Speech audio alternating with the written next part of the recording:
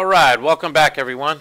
This is another one of our learning series videos or sessions here that we're doing, streaming some content. All right, welcome back everyone. And this is what we're going to cover today is developing a reusable inventory manager. Now in the last stream that I did, we started to build our inventory manager in our Unity project here. So I've made a few changes to it. I do actually have items spawning now in a very limited catalog of items to spawn. And what I want to do is show you just how I'm going to run it, just so you can see it in action right now, how it works. Now we're going to be spawning at our same location as before, which is where the little brick old house that we have. As you can see, last video we had placeholders over here where we had just a sphere, plain old white ball, at the spawn locations that were on the countertops here. And see, now it's spawning actual items. We got bottles of water, we got a clip there, and it looks like it did a lot of bottles of water. The script should be randomizing. There's currently only 6 items in the inventory, so but it does have a random function that will randomly spawn an item in the location that we set up. So let me run that again. We'll stop it and rerun it just to show you that it does kick up different items.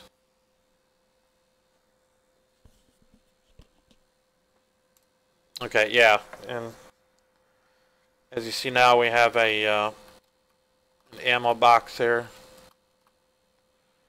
Got an ammo box. We got a pistol. Actually, it's kind of sunk in the countertop there. There's a pistol. Got a bat, bottle of water, and another ammo box there. So each time it will generate different items each time it's ran. So the spawned items are never going to be the same. If you when we finally get this really working the way it should, you'll have random inventory show up each time it's ran.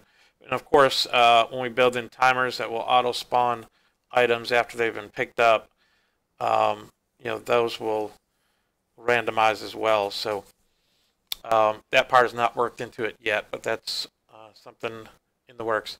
So let's stop here. Let me show you a bit of the code that I had to develop to get that much working, which is very basic right now. And so we had our inventory manager file, which we created our script. And so we created a class called inventory manager, and inside that we have a subclass. I'll just highlight that. It's called inventory item. That's going to hold our an individual item, information on an individual item that we want to spawn. Now I've changed a few things from the last initial creation of the inventory item class. We started that on the last stream, and I kind of stopped once I kind of had some of it written. But so essentially what it is, we're tracking 6 different things for each item. We got the item prefab name, which is the first thing. Just member underscore or m underscore item name. Then we have a category that we're going to classify this particular item in. We have predefined categories that are set up in this inventory category data type. And I'll show you that in a minute. We can review that real quick here. So right here, inventory category, we only have 4 right now. We have consumables, weapon, ammo, or a collectible. Last time I set up the inventory names like this as a enumeration, but that didn't work out, so I had to remove that. As a matter of fact, I could just delete that. It was commented out. We're no longer using that. What we're using is we set up just a regular string variable for the item name that we want to spawn in. Now this item name has to be exactly spelled out the way the item is in the prefab. So if we go back to our Unity here, and if we look at our prefabs, the other thing it is, I created a folder called resources, and then I moved our prefabs folder under there, and it has stuff categorized. The reason I had to do that, and this had to do with a particular function I was using to be able to dynamically load a 3D resource into the scene. The way we did it before is we set up a reference in the script, and then we would drop it through Unity just into like a box, you know, and like we've seen on some of these other scripts over here. There was actually a field that we just drag and drop it in and create the reference for it. That's great if you're doing stuff in the editor and only the editor, but in a true game, you're going to want to dynamically load those resources as needed. And anyway, so I had to make a few changes. And one of them was to set up a folder called resources and then put everything in there. It had to be exactly like that. So from now on, any new prefabs we create will be dropped still in our prefabs folder off of resources, and we'll create new folders as we need to organize everything. So anyways, let's jump back to the code real quick. So we got the item name, we got a category, got the action value, which is the in-game value that's used specifically by that particular item, and it's context sensitive based on the type of item. So if it's a clip, it might have an action value of 30 for 30, meaning 30 bullets for that clip. You know, if it's something else like a first aid kit, we talked about that value would indicate, you know, how many health points or hit points it would recover. And so that value is going to vary based on the item. The other thing we have is stackable. Is the item stackable in the player backpack? So when we actually build the player backpack screen where you can view your inventory, we have this thing here to indicate whether we can stack the items or not and keep account of them. Then multi-use. Is this something that has more than one use? Is it a reusable item? That's a Boolean flag as well. It's either going to be true or false to indicate that. And then if it is multi-use, we have a remaining uses or use value here, which is the remaining uses for that item. So hold on one second. I've got a quick call I got to take.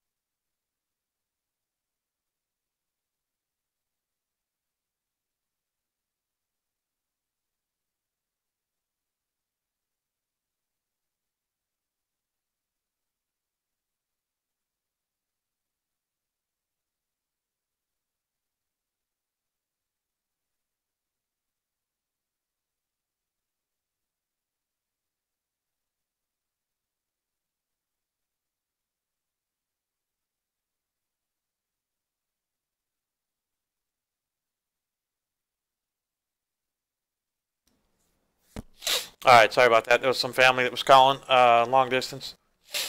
Okay, so yeah, we got the use value, and then we've got this constructor function here, which actually takes all that information in these. Well, it actually takes this information from a constructor line when you create these items, and what gets passed in is those actual values: item name, category, the action value, stackable, multi-use, and use value. So all that gets stored in there. So that's our subclass to actually hold an individual item.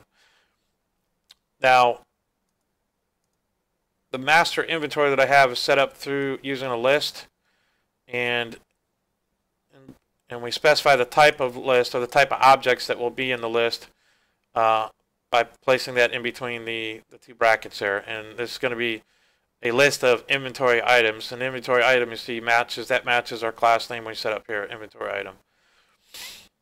And so our master inventory variable name is set up, m_master inventory, and that initializes an empty master inventory list. Now,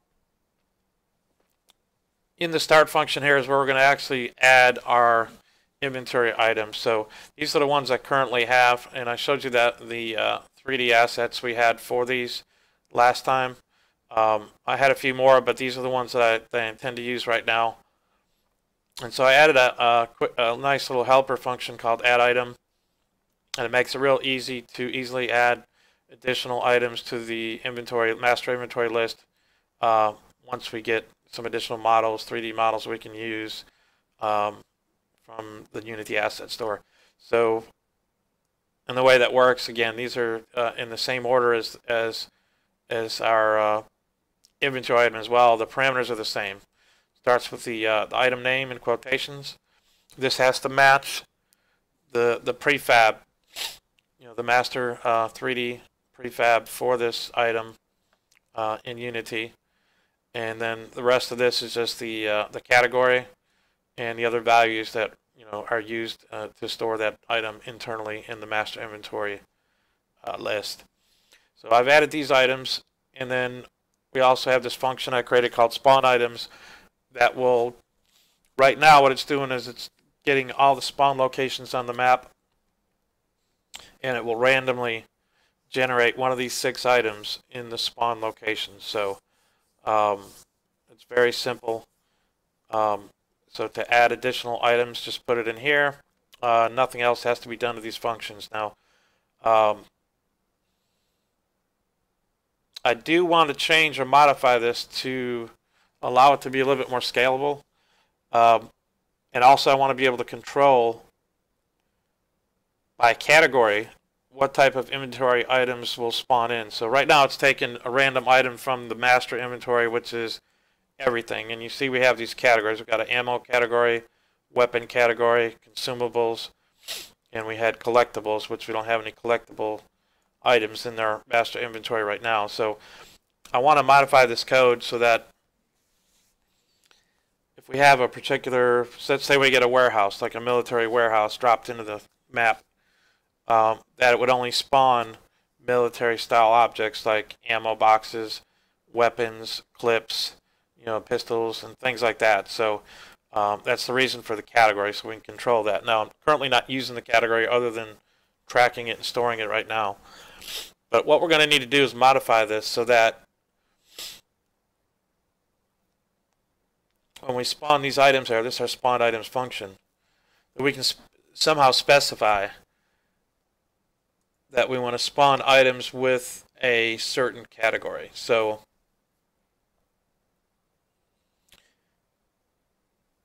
and I'm thinking initially I was going to create another function for that, but I'd like to use the same function, just make it more reusable.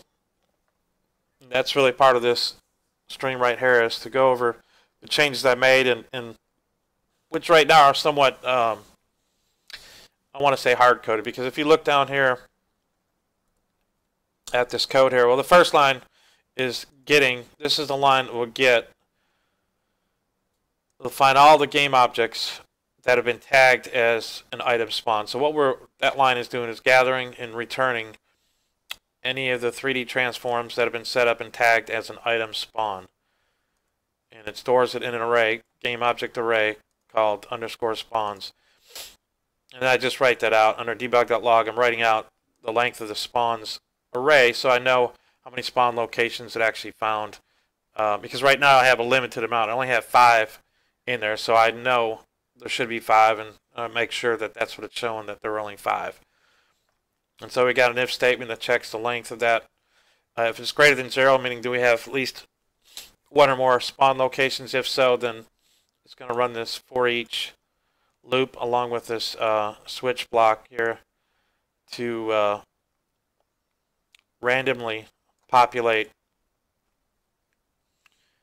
a different inventory item, master item from the master inventory into the spawn location. So Unity has a great little random function already built in, which is great. This is it right here.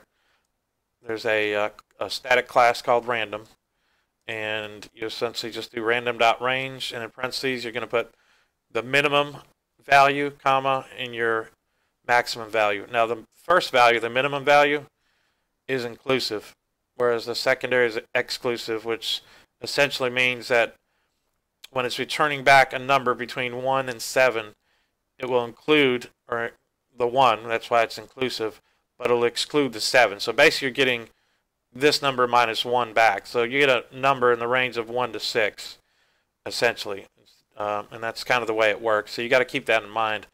Now, you see that these numbers are hard-coded. The 7, what if we added 13, we had 13 master items, or we added more inventory down the road in the master inventory array? I don't want to have to go back and continually update this code to increase that number. And also in the switch statement here, right now we've got a switch statement, all these cases. It's checking is R, which is going to be our random number, 1 to 6. It checks. If it's 1, if R is 1, then the prefab that we're going to load is the ammo box. If it's 2, baseball bat, 3, bottled water, 4, first aid, 5, the mag, and 6 is the pistol. Those are the 6 items I currently have in the master inventory. But you can see this would be a nightmare to continually maintain by going through all this and adding more case statements. It could be easily done. But if you add or remove inventory out of the system here, there should be an easier way. You shouldn't have to go through all this code and modify it. So part of what I want to do is modify this to make it more reusable, more dynamic. It'll scale with the game and the inventory size, or the number of items in the master inventory. And so the first thing I want to do, I know for sure, is I want to somehow eliminate the switch statements. So we're not having to do this. Now, you notice that the reason we have the switch statement is we set up a variable here, a string variable called prefab name. Prefab, again, is the master object that we're going to instantiate a copy of it into the game world. So this will be the master inventory item. This will represent the name here. In this case, it's a string. It's not the actual 3D item. Or 3D model. It's just the a string text that's storing the actual name, and the name is assigned in this case statement, this switch statement, with these case lines or statements. But we want to eliminate all that. We want to make it more dynamic. Now, since we're already, if you look back up here, when we build our master inventory list, we wrote this function to add the item, and it creates the ammo box, and it actually, we're storing the actual name of the prefab right here as a string. It's already here. We already have it. We also know that there's a property of an array or a list that lets us know how many items are in that list, and that'd be like it's the length property. So we know how many there are, how many inventory items would be in this in the array m_master inventory. So what I'm thinking about doing here is getting rid of this down in spawn items, removing this whole thing here where this line gets all the tags. Well, we still want that, but when we get down here, we're generating a random. I'm thinking we can plug in, instead of hard coding 7, we can just change that to the length of our master inventory list. So we'll have the maximum number there. So we can get rid of this hard-coded number. That's the first thing. So let's delete that. Let's do this, m underscore master inventory dot length.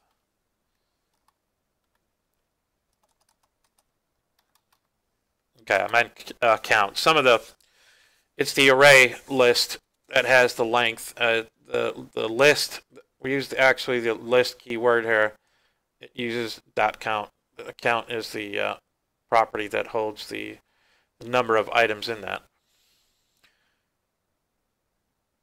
Okay, so by changing that right there, we now no longer have a hard-coded number. So we don't have to worry about that as we add items to the master inventory.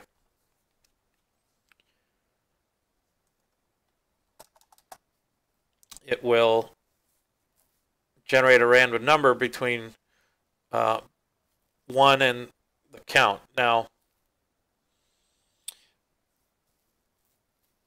we might run into an issue here because, like I said, the second number here is exclusive, which means when it gets the range, or a number between the range, the starting of 1 and the end. Well, if we have 6 items, basically this is the equivalent of saying 1, 6. So it's not going to include that last item, the 6th item. It's actually going to exclude it. So it's going to return back a random number between 1 and 5 in our case. So we're going to need to add 1 here to get it 1 higher than the actual count of items in the master inventory so that I can return a number between 1 and master inventory max value plus 1. So and so it'll return back that properly. So that accommodates for that. We can just add a 1. The other thing we could have did was start this number at 0 and not add the 1. So to give us a number between 0 and 6, which is the same as saving a number between 1 and 7. We're getting the same number of items, but in this case, and we might want to change that because lists, like arrays, are 0 based, which means the first item in that array or list is indexed starting at 0, not 1. And so that's going to be important because instead of us having to do offsets by adding numbers, we'll just do this. Well, the idea that I'm doing here is we get this random number 0 now to the master inventory.count. So like I said, we know we have 6 items in the master inventory. So this is saying give me a number between 0 and 6, which would be 0, 1, 2, 3, 4, 5.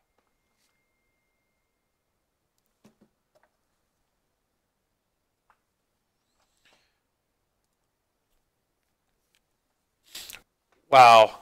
Sorry about that, folks. I just got one of our viewers told me I didn't have the video going.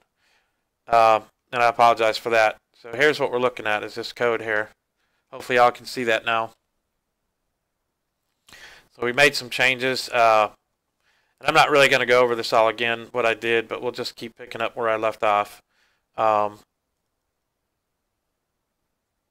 Maybe later on I'll restream it, or we'll review it later, but not right now. So we've got this line right here. var r equals random.range 0, m underscore master inventory.count. So that's going to return our proper range of between 0 and 5. Now, the reason we're going to start with that 0, and that's okay, is because the first item in our list, which is master inventory, is indexed as 0. So if we wanted to access the item, we would type something like m underscore master inventory, and in brackets, 0. That would reference the first element or first item in that list. So that's okay that we're returning a 0, and with count being 6 in our list, it'll return back up to 5, which is perfect because the 6th item actually is indexed by value 5. It's always going to be 1 less than the actual item in there because it's arrays and lists are 0 based. They don't start at 1, they start at 0. So that works out perfect actually. So that was the minor change we did.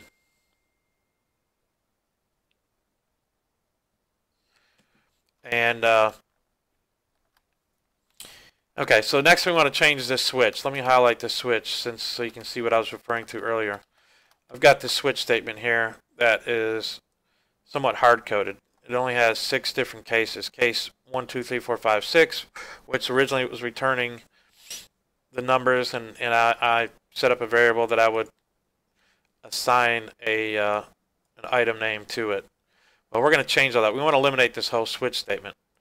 Like I said, we are already storing, if we look back up here, in these lines that create our master inventory list, the first parameter that's being passed in is the exact name of the 3D model, or the item, what's called the prefab.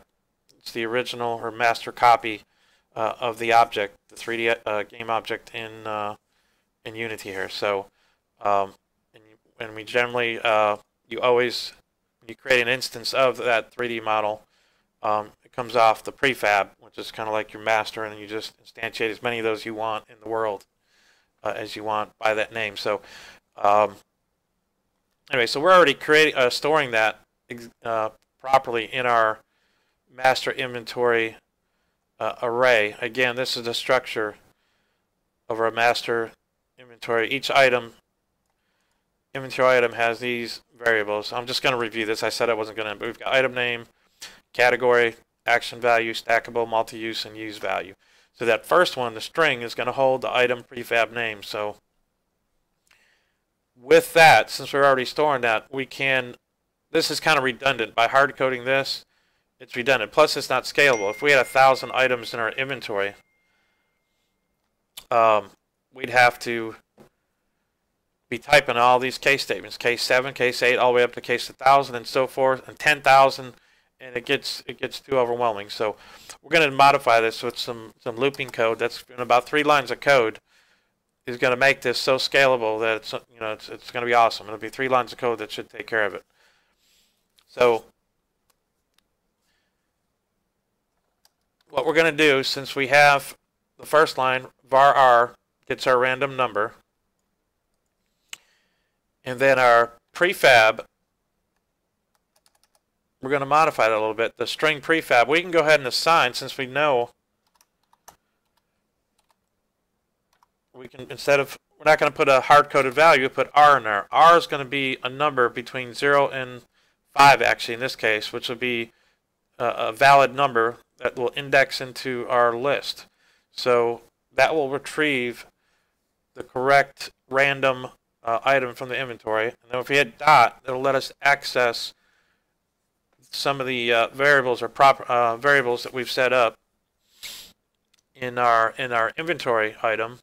So each of these items stores this information. Well, item name is what we need here. So that line of code there will actually set the prefab name dynamically based off a random number pulling from our inventory list that we created. So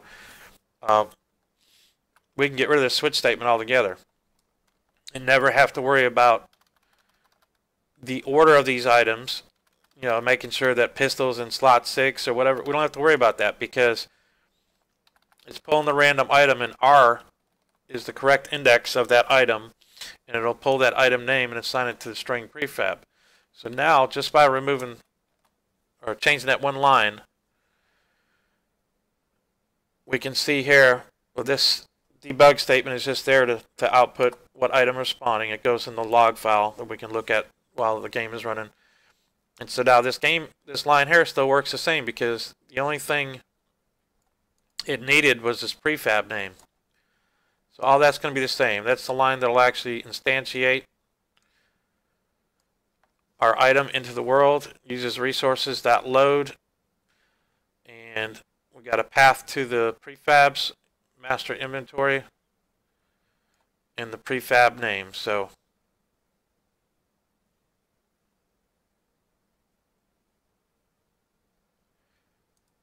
that's it. Should work. And we're also logging out some additional information below that. After we instantiate it, we're logging we get a reference to the item that we've instantiated in the world. We're storing that game object in obj or obj. And then there's some properties on obj that we can output, which is the object name, whether the object is active or not, active status of itself, and the object's position, which we access through its transform component. Dot position. That'll give us an XYZ value. But anyways, so let's run that and see if it's going to spawn our items just as we expected, just like it did before. Switch back to Unity. That's it. We'll give it a second to compile.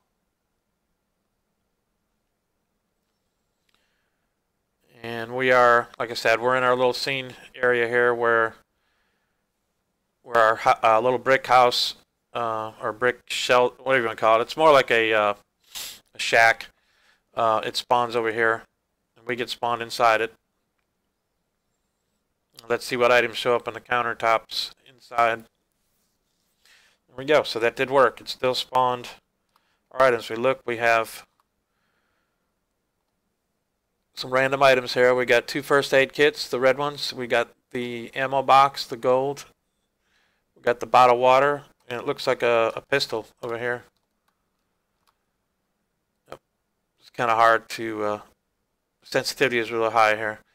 But we got a pistol. It's kind of embedded halfway in that thing, but those are the spawn spots we set up that were on the countertop, so that worked. Let's stop it and rerun it. Let's make sure we get a random. We should get 6 different items here, or 5 different items. I mean, there's 5 spawn locations, 6 items in our inventory. And yeah, so now instead of the clip, we got the bottle of water first. We got a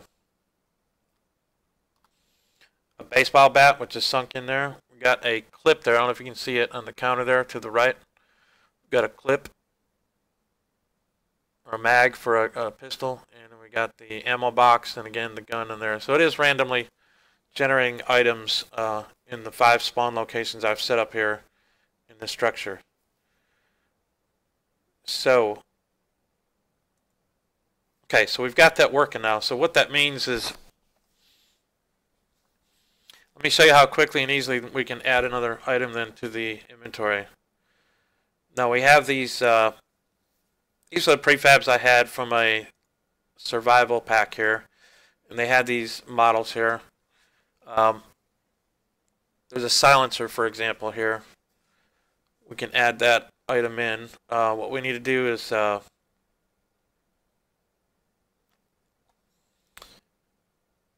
go to our island, terrain,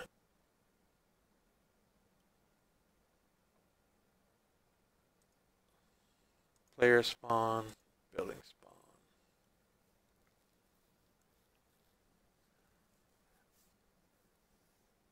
Okay, actually that's in the building. So what I'll need to do, see, initially these aren't going to be spawning exactly where we want them, but I'm going to leave it the way it is. I just need to drop it in. I'm going to drag it, drop it into our scene here. Our scene is called main here up top. So we have a silencer in there.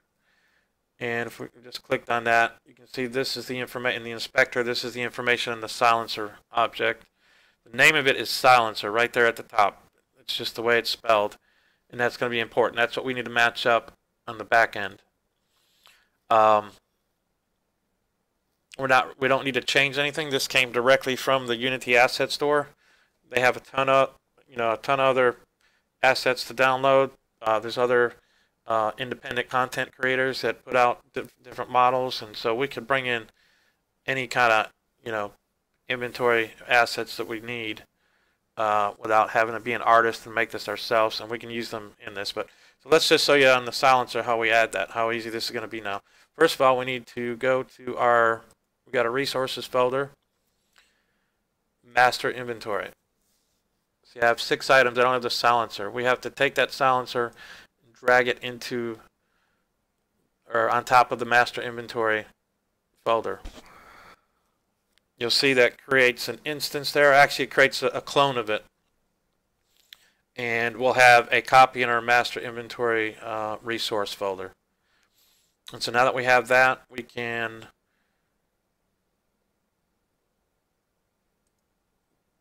highlight the silencer that's in the game scene, and we can just delete it. Now, if I were to double click on this, if you double click on any item in the scene, Unity will actually reposition your camera in the scene to that item. So you can see if I double click it, there it is. There's that silencer. Let's zoom out a little bit so you can see. By default, it positions it in the 3D world at position right up here on the right. It's 0, 0, 0. So the X, Y, and Z is in the 0. Well, that's kind of like way below our map, because when the map was created, and I'm zooming out so we can see this. There it is. Whoops, I went too far. The map was rendered and created above 0, 0, 0. So, and plus with the terrain going high and low, it's going to be above that anyway. So initially, keep that in mind. Anytime you add a new game object to the scene, if the origin in 3D space or the world coordinates 0, 0, 0 is not a visible one in your scene, when you double click that item, it's going to probably go way underneath your scene somewhere at that point. But at least you get to see it. We probably need to scale it down. I think it's a little bit big, to be honest with you. We're probably going to need to drop that down quite a bit, but let's change the scale factor here. It's on 0.09 roughly, 425 on all of them. Let's just make it 0.05, which is probably still going to be too big. And we're probably going to have to bring it down even further, but let's just get it there. And now we already dragged the silencer down into our master inventory. So in order for this copy that's in the scene to update the master prefab here, we just need to hit the apply button here in the inspector while we have the item highlighted in the scene here. So we'll hit apply. And if we click on our silencer here in the master inventory resource folder, we can look, we see its scale items or values were also updated to 0.05. They're originally 0.9425. So they've been updated as well. So once we know we have it updated, we have our master, we can actually remove this one from the scene just by highlighting it, hit delete on the keyboard, or right click and delete. We'll take that out of the scene. So let's go back to our building spawn here. Up there, okay. And so now the other thing we need to do now that we have it in our master inventory, we can just go to the scripting side. Let's go to the beginning of the start function here. That's in our inventory manager script. And all we have to do is type in, we're going to add an item. So we have to add item. And what's really important is this first one here. We type it exactly as the name of the prefab is in our master inventory. So silencer is the way it's spelled. Okay, this is going to be a inventory category. I probably need to create a category for attachments, but I'm going to consider this a collectible right now. Something you would collect and pick up, but later would attach it to a gun. So we're going to assign it that. And then the next value we're looking for is probably not going to matter on this because a silencer is just an attached weapon. Oh, what we could do is have a value that usually a silencer reduces the amount of audible sound that comes from the bullet when it comes out of the gun. So this value here is going to represent a percentage of how we want that audio reduced. Like what percent will it reduce it by? I would say 80%. We're going to make it reduce almost all of it, like 80%. So we'll put 80 here as the value. Oh, we'll do 75. We'll just do 3/4. And then is the item stackable? No, it's not going to be a stackable item. It's not like So if you collect multiple silencers out in the world, they'll each take up an item slot in the inventory. Is it a multi-use? Doesn't really apply, so we'll do false, and then the multi-use value is not going to matter. It's going to be a 1, which we'll just set that. So really what matters is just the object name, the first 3 items really. The item name, the category, and the action value, what value it needs to have. It's like an attribute. All right, so now we have 1, 2, 3, 4, 5, 6. We have 7 items in the inventory, and you see let's go back to our spawn items function. We no longer have to worry about updating anything, because when it gets the real-time count of master inventory when it's running, that number is now going to be 7 instead of 6 like it was previously. So it should generate a random number in the range 0 to 6, including 6. So 0 through 6, which is 7 possible values.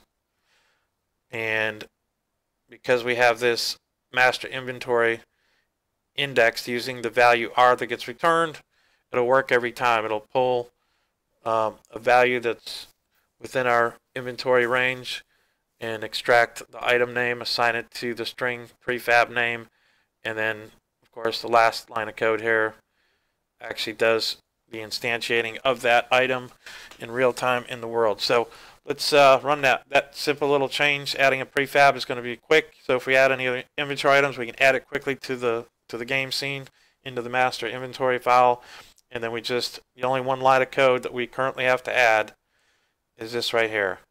Now, I have plans in a future change to make this even more scalable by, instead of having to do these add item lines to build the master inventory,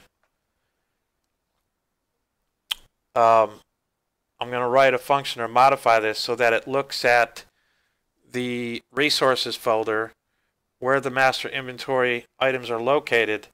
And if you notice, we can get the prefab name from Unity. If we go look at our master inventory, all these names you see underneath these items match exactly what we're putting in that add item function as the first parameter.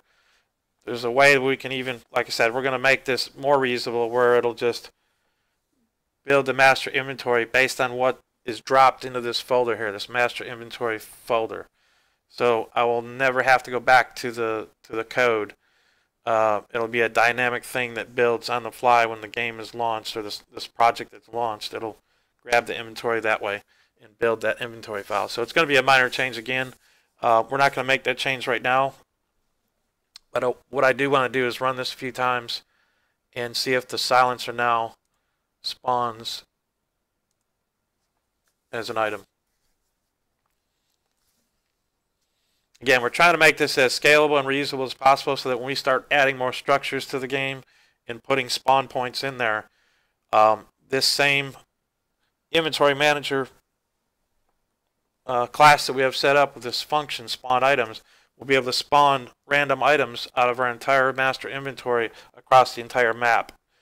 We won't have to do anything special for it.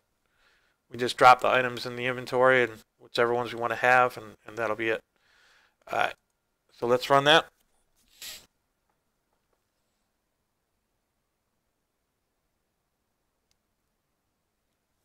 Okay, so I see a bottle of water.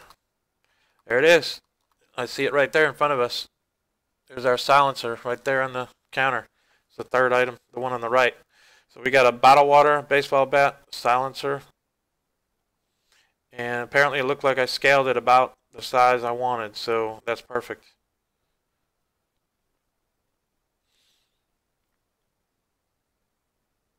Yeah, so what I've been doing, just so you know, with every new structure I bring in, especially if it's just a basic model that doesn't have any colliders built into the model itself, I'm having to do it manually, but I'm adding as a child component or object, game object, I'm adding colliders and spawn points in these 3D models, because a lot of the 3D models you get from the asset store are just that. It's just a model, but when you drop it into the world, you can run right through it. And if you watch the previous video or stream that I did, I think in the beginning of that I showed how you can just run through, well, maybe it's 2 streams back, where I was able to run right through these walls here because there was no colliders in there. But now, see, it stops. You can't run past it.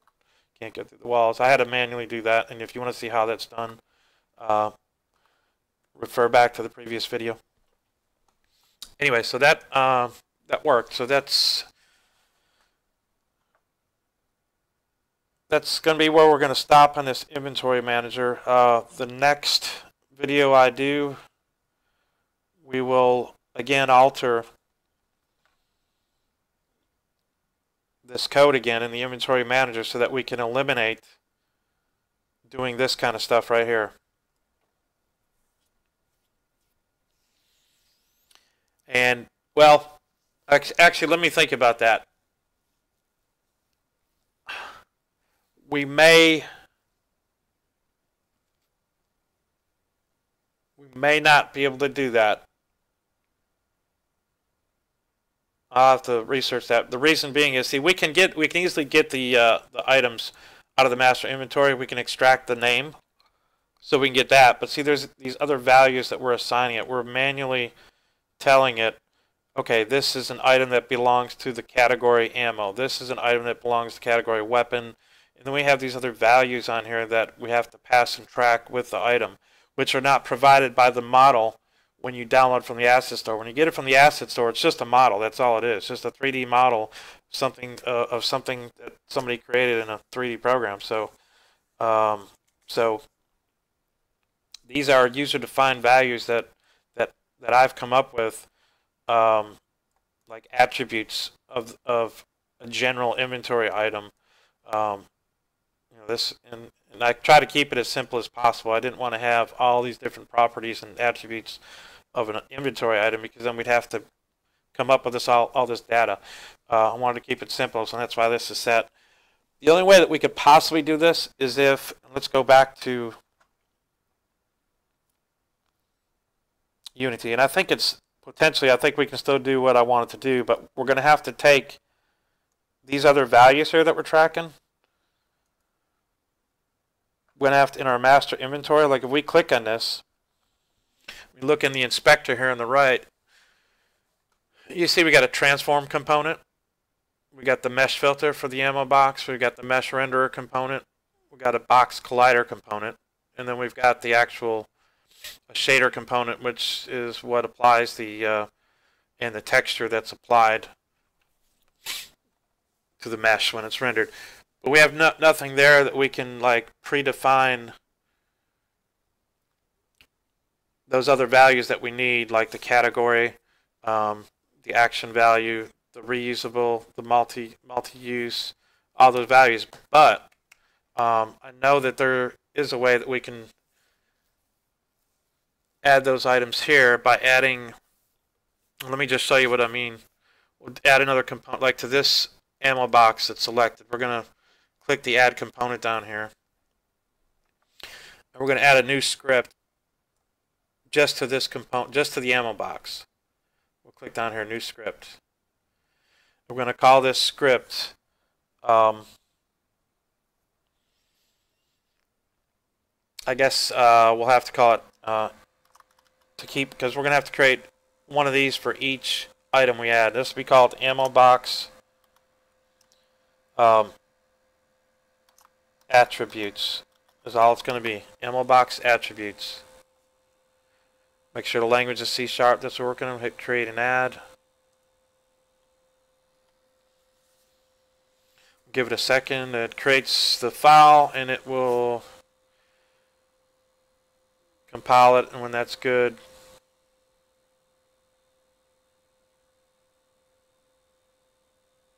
waiting for it to update. There we go. When it said nothing selected here, I was waiting for it to change to ammo box attribute. So now we have our script. Now if we click down here and open or edit the script, okay, this is what it starts us with. This is the basic thing. It gives you a start function, which is ran one time, the first time that this script is scripts are instantiated. First of all, just so you know, scripts are also instantiated in the game world just like a 3D model is. Unity handles, when you add this as a component, a script to as a component to the this particular game object, which is a 3D model of the what was it, the ammo box. It's going to run this script along with it. So the start function lets you, if you have something you want to happen one time only during initialization, that's where you put your code. Things you want to happen every frame, it's done in this update function. And you see they have a skeleton here with some notes saying whatever's done here is done every frame of the game for this particular object. This is just code that is for this object. So it makes the organization of the code nice and easy to maintain because you're not looking at code for the whole game all in one file. It's organized by the actual game object, and you have code or script that's attached to it. But anyways, what I'm getting at, let's delete this. We don't need this. If you create a variable as a public in one of these script files that are attached, for example, we have the item name, the model item name can be used for the item name string that we needed. But let's say, for example, I'm going to do public string. Actually, it's trying to get our category types, and I might not have it. Is it public? Let's see.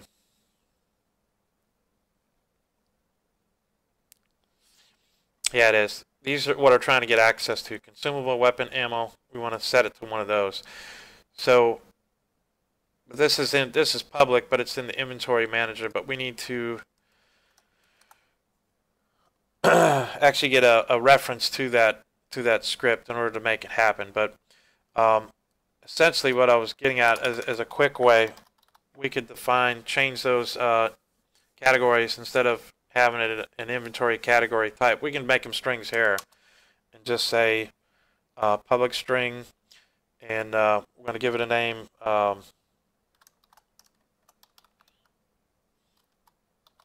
category equals, and this is the ammo box, so we can say categories ammo. We can just assign it that way. Let's save that. Go back to Unity. Give it a second. It's actually, every time you make a change and you save it, when you jump back, it's actually recompiling that script in the background. It should show, if I'm thinking right here in this area, you'll see pop up in a minute. See, there it is, category. It made it public, so that means it's exposed to the Unity inspector, so that if I wanted to change this value here, I could assign it manually. But so essentially what we could do is all the items that we had, the field names we had back in our inventory manager. Let's go up here. These right here in the inventory item class. Starting with category down to use value. We could set up public variables in each of these. And or not. We could make them private. The reason you do them public is so they show up in the inspector, and that would allow us to set them right there without having to go into the script. But in either case would work in either way, make them public or private. And so we would set all these here as public strings for each of those, or ints or bools, whatever the variable type is. And we'd have all these values tied to the actual. Go back to Unity. It's actually tied to the ammo box object, and it'll show up down here in the script that's attached, category. And so we have all the information we need stored there. Not only do we have the name of the object, we'd have these categories. So that's going to be what I'm going to be working on off stream, is implementing that and then modifying. Let's go back to our inventory manager. So instead of having these add items, we wouldn't have to do that because all this information is already in there. So we're going to modify in the start here where it would gather up go through a loop and loop through and get all the items in the master inventory resource folder. And as it found each item, it would then create an inventory item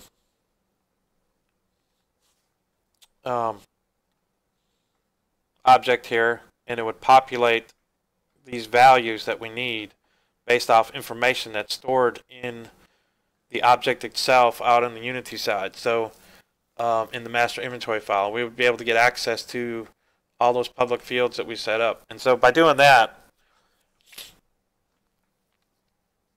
we wouldn't have to put these individual lines, because we're going to have somewhat of a loop going through and finding all that and doing it for us. So it'll accomplish the same thing, but it's going to make it, again, it's going to be truly scalable at that point, because we don't have to hard code one line at a time every time we add, like we added silencer a little while ago.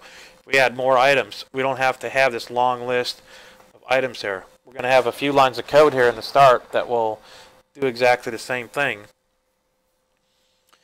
And then the only thing we would need to do then, or the only thing we would have to do, is as we add items, every time we add an item to the ammo box, we can add a script component to it. Now I'm going to play around, because even though I call this script ammo box attributes, I'm thinking that these scripts can be, I know they can be attached to multiple items. What I'm wanting to make sure is that when I do that, that each item has its own copy of the script. So I can create the script one time, is what I'm saying, instead of creating a new script for each item with essentially the same information in each one. They're all going to have the public string. Let's go ahead and build this out right now. Let's just go ahead and do all this while we're at it. This won't take very long. Let me copy and paste from the inventory manager. Basically this stuff right here. We can just copy this. Let's copy all of it right here. Copy. Go to our there.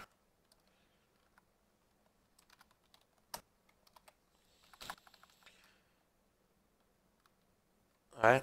And we're not going to assign any values in here, because we're going to keep it string.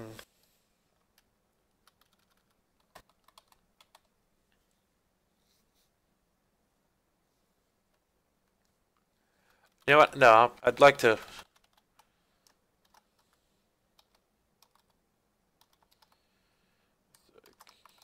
Yeah, we need a. I need to. There's something I came across before. There's a way, actually, instead of just doing simple, like a text box here where you can type in a value here, you can also create, like a drop-down list, kind of like what the tag thing does here. If I click on this, it drops down a list and I choose the item. So what I want to be able to do is maybe have a pick list and some of that, instead of having to hard code these. But let's just do them all as let's keep it simple right now. Again, we'll evolve this as we go, and we'll refine it as we go. So we will do it as a string right now. All these, that's for the category. We're going to leave that as an int for the action value.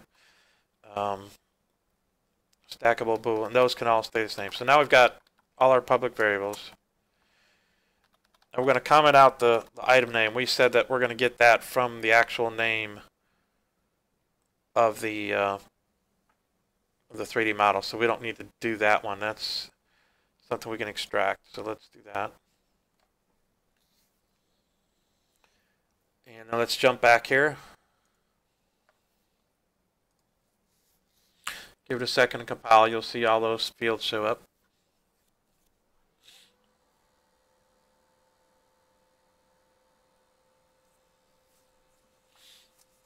Yeah, so that'll make it definitely more convenient. So like on the ammo boxes, I was making those 100, which basically means 100 bullets for an ammo. It's 100 rounds in the ammo box.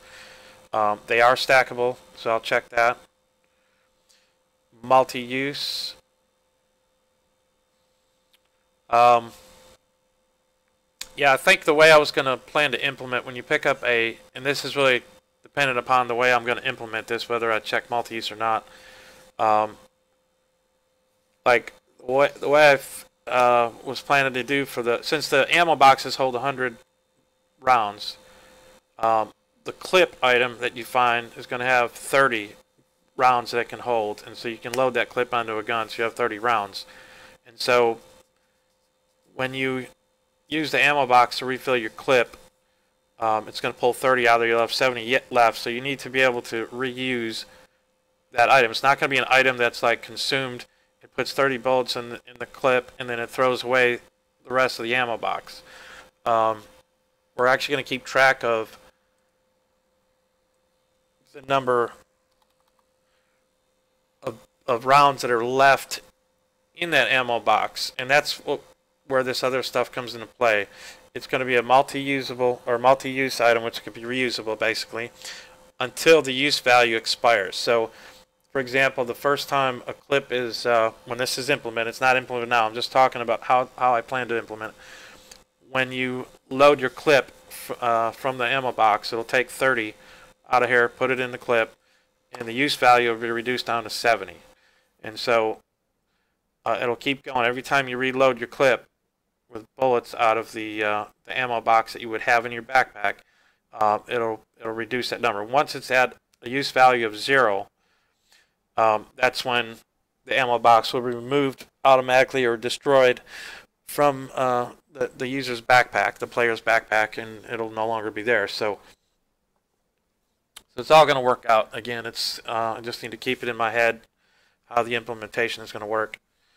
But these are some necessary things that need to be set up in order to make it happen and have some information to be able to do that with during the game in real time. Alright, so this is essentially what I'm saying. We could attach a script to each of these objects here that would have the values we need, and then we can if we go back to this code, the only thing that would need to be changed is in the inventory manager. Of course, we would remove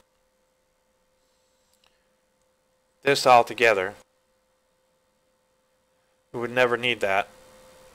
We would have some other code there that goes through, and we already talked about that. It would go through the master inventory folder, gather up all the items in the master inventory, and create our master inventory list array for us. So that would be dynamic. As we add more items on the Unity side to that master inventory folder, we run the game, it's always going to get an updated inventory in there. Now, the other thing, the spawn items function here will need to be modified. We're going to need to not really change what it's doing right now, because this all still holds true. We still want a random number from our master inventory.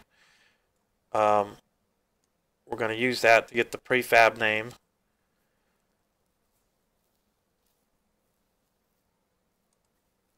And then we would spawn that item. You know, actually, that probably could stand as it is now that I think about it, because if we have our master inventory already built, you know, we're going to be able to, yeah, that'll work just as is. So again, yeah, this will work completely the way it is, the way it has before. With the only thing that's changing is we're not having to do this real daunting task of every time we add new, you know, inventory items or items that we want to be able to spawn in this world. We wouldn't have to keep adding to this list here, because we're going to have some code that will replace this that will dynamically build that list for us based off of what's in that master inventory file. And once that's built, then we have a populated, you know, master inventory list array, then it's 100% scalable at that point. If we delete items out of the master inventory file, asset folder, resources folder over here, or add items, when we run this, it's all going to be dynamic and scalable. So to the basically it's the amount of memory that's in the computer. I don't know how many items we can have, but I'm sure we could have thousands of items. They don't take up that much in memory. We have thousands of items in this inventory that could be spawned. The only other thing I want to do, once that's done, then I want to come back and we are going to modify the spawn items so that we pass in a value, which would be the category. So if we want to spawn items only of a certain category, we can do that. For example, like I mentioned earlier, if we had a big military warehouse or a military camp or base where we want to spawn just guns and ammo, we would be able to do that. You know, maybe we can specify multiple categories. Obviously, ammo is in one category, weapons will be in another. So those are the two things that we probably want to spawn in a military base. So yeah, I'd work out ways to do that, and so we'll figure that out, but that's later on. The first task is writing this code that builds and replaces this. So I'm going to end it at that. I'm going to think about it a little bit off stream and get something working, and we'll come back once I have that. I'll go over it with you, what I did to get that to happen, and I might even, if I come up with some ideas on the easiest way to do this, I may just build it live on stream. I'm not sure yet. I've been doing a lot of it off stream and then just going over what I did, because you know, I think there's no sense you watching a bunch of mistakes. I already said in the beginning there would be a lot of trial and error, which you saw in the first few videos, and then so you get the idea, but you don't need to see that over and over. I just want to keep these streams a little bit more meaty and have more information, something a little bit more exact on what we're doing, what's happening, what we've done, and going over what the changes are going to be so you can see this evolve from stream to stream. Anyways, that's going to be it. Signing off. Thanks for viewing. Again, if you're not currently a subscriber, please subscribe to my YouTube channel and you'll get a notification when I go live, and that'll make sure you don't miss any part of the stream. Of course, you can always watch it later on. Seems to take a little while after I get done for them to process everything and post it, you know, as much as 30 minutes. So if you do want to see everything live when it's happening and be able to interact in the chat online and YouTube, make sure you watch my stream live and subscribe to me so you get that notification. All right, y'all, take care. Thanks again. See you.